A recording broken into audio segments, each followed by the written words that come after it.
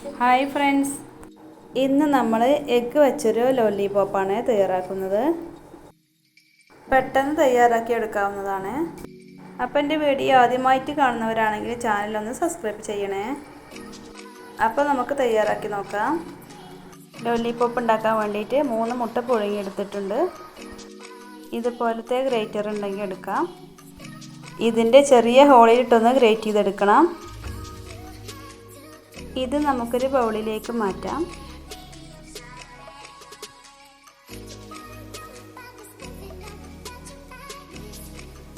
രണ്ട് സവാള ചെറുതായി അരിഞ്ഞതാണ് ചേർക്കുന്നത്.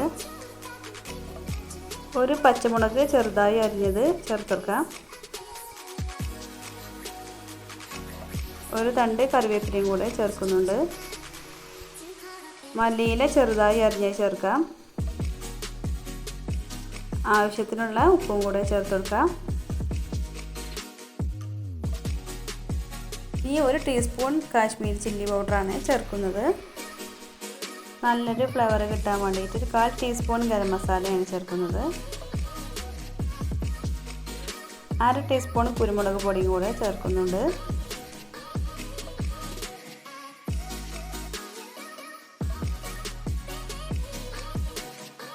ഇനി നമ്മളിതിലേക്ക് ചേർക്കുന്നത് 2 ടേബിൾ സ്പൂൺ മൈദപ്പൊടിയാണ്.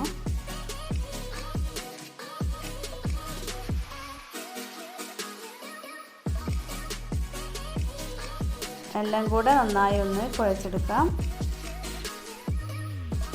ഒട്ടും വെള്ളം ചേർക്കാതെ വേണം കുഴച്ചെടുക്കാൻ. കുഴച്ചെടുത്തിട്ടുണ്ട്. ഇനിയൊരു മുട്ട എടുത്ത് ബൗളിലേക്ക് ഒഴിച്ചെടുക്കാം. 1/4 ടീസ്പൂൺ ഉപ്പും കൂടെ ചേർക്കാം. 1/2 ടീസ്പൂൺ കുരുമുളക് പൊടിയും കൂടെ ചേർത്ത് നന്നായി ഒന്ന് ഇളക്കി കൊടുക്കാം. ഇനി പാത്രത്തിലേക്ക് കുറച്ച് ബ്രെഡ് ക്രംബ്സ് എടുത്ത് വെക്കാം.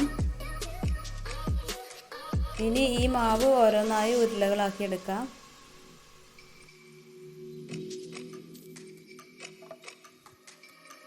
മുട്ടയിലൊന്ന് മുക്കിയെടുക്കാം.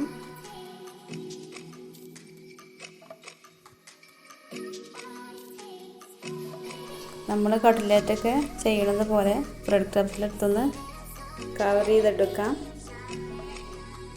എല്ലാം ഉരുളകളാക്കി എടുത്തിട്ടുണ്ട്. ഏകദേശം 14 ഉരുളകളാണ് ഞാൻ ഉണ്ടാക്കിയിട്ടുള്ളത്. ഇനി നമുക്കിതൊന്ന് ഫ്രൈ ചെയ്തെടുക്കാം.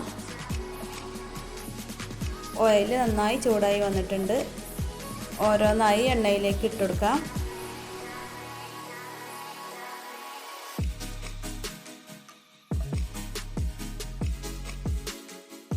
പെട്ടെന്ന് പൊട്ടിപ്പോകാൻ സാധ്യത ഉണ്ടായതുകൊണ്ട് തന്നെ സാവധാനത്തിലേ മറിച്ചിടാൻ പറ്റുള്ളൂ. മീഡിയം ഫ്ലെയിമിലാക്കിയിട്ട് വേണം ഇത് വേവിച്ചെടുക്കാൻ, അല്ലെങ്കിൽ പെട്ടെന്ന് കരിഞ്ഞു പോവും.